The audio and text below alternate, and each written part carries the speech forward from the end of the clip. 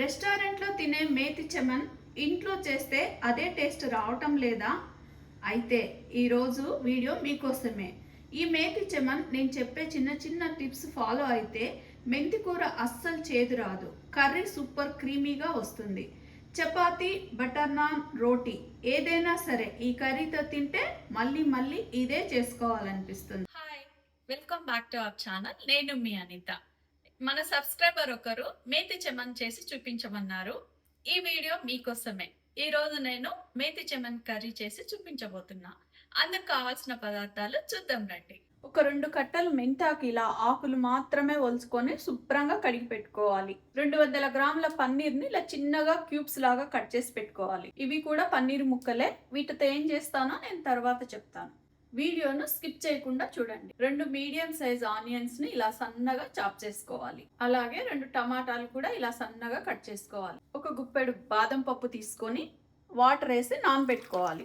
తగినంత oil, 1 spoon జీలకర్ర, సోంపు, 3 ఇలాచి, ఉప్పు తగినంత, 2 పచ్చిమిరపకాయలని ఇలా సన్నగా కట్ చేసుకోవాలి. 2 స్పూన్స్ కారం, 1.5 స్పూన్ ధనియాల పొడి, 1/2 స్పూన్ పసుపు, 1/2 స్పూన్ గరం మసాలా, 2 స్పూన్స్ అల్లం వెల్లుల్లి పేస్ట్, 1 స్పూన్ కస్తూరి మేతి, కొంచెం బటర్. ముందుగా స్టవ్ వెలిగించి పాన్ పెట్టుకొని ఆయిల్ పోసుకోవాలి. ఆయిల్ వేడెక్కాక సోంపు, జీలకర్ర, ఇలాచి వేసుకొని వేపాలి. అవి కాస్త వేగాక మనం సన్నగా కట్ చేసి పెట్టుకున్న ఆనియన్ వేసి కూడా వేపాలి.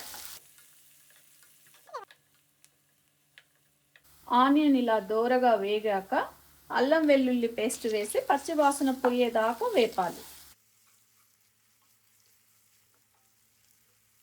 ఇలా అల్లం వెల్లుల్లి కూడా వేగాక టమాటాలు వేసుకొని మెత్తగా అయ్యేంత వరకు వేపుకోవాలి.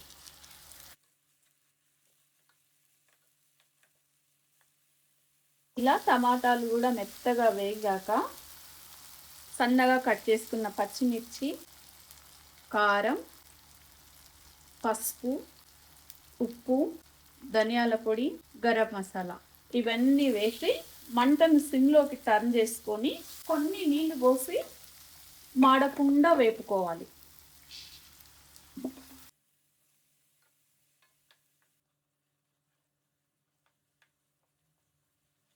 ఇలా మసాలా అంతా వేగి ఇలా ఆయిల్ సైడ్స్ రిలీజ్ అయ్యేటప్పుడు మనం మెంతాకు వేసుకోవాలి. మన రెసిపీలో కీ ఇంగ్రీడియంట్ ఈ మెంతాకే. మంటను మాత్రం సిమ్లోనే పెట్టుకొని కలుపుతూ వేపుకోవాలి.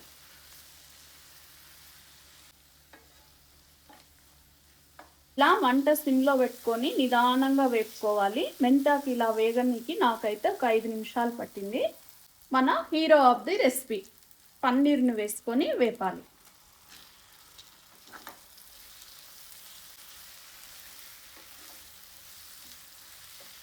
నానబెట్టిన జీడిపప్పు, మనం తీసి పెట్టుకున్న పన్నీర్ ముక్కలు వేసి మెత్తగా ప్యూరీ పట్టాలి.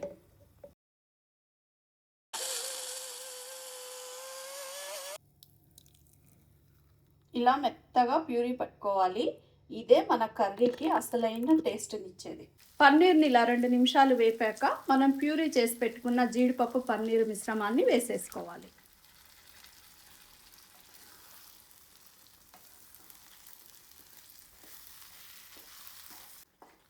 ఇలా ఒక 2 నిమిషాలు వేపుకున్నాక తగినన్ని వాటర్ పోసుకోవాలి. వాటర్ పోసుకొని కలుపుకొని ఒక 5 నిమిషాలు మూత పెట్టి సిమ్లో ఉడికించాలి. మూత పెట్టి ఒక 5 నిమిషాలు సిమ్లో ఉడికించాలి. ఇప్పుడు 5 మినిట్స్ అయిపోయింది. ఒక్కసారి కసూరి మేతిని ఇలా క్రష్ చేసి వేసుకోవాలి. ఇప్పుడు బటర్ను వేసుకోవాలి. వేసుకొని ఒక 2 మినిట్స్ కలుపుకుంటే మన restaurant style methi chaman ready. చూసారా కర్రీ ఎంత క్రీమీగా, ఎంత రిచ్గా ఉందో. దీని టేస్ట్ కూడా అలానే ఉంటుంది. ఇప్పుడు దీన్ని స్టవ్ ఆఫ్ చేసి సర్వింగ్ బౌల్లోకి తీసుకున్నాం. చపాతీ, బటర్ నాన్, రోటీ ఏదైనా సరే ఈ కర్రీతో తింటే మళ్ళీ మళ్ళీ ఇదే చేసుకోవాలనిపిస్తుంది. ఇప్పుడు టేస్ట్ చేద్దాం.